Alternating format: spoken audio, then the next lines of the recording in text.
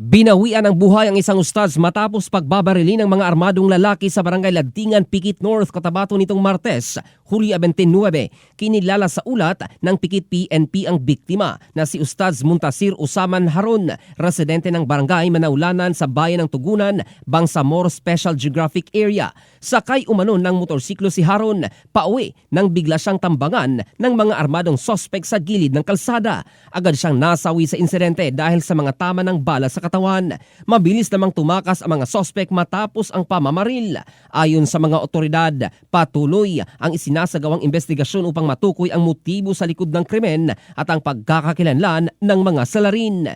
Inilibing na si Harun ilang oras matapos ang pamamaril alinsunod sa tradisyong Islam sa isang Muslim cemetery sa kanilang lugar, kasabay ng mga panalangin at ritual na bahagi ng kanilang paniniwala kasabay sa panawagan ng hustisya para sa kanya. In the heart of changing lives, ito si Jofel Candado ng Brigada News Philippines, the Music and News Authority.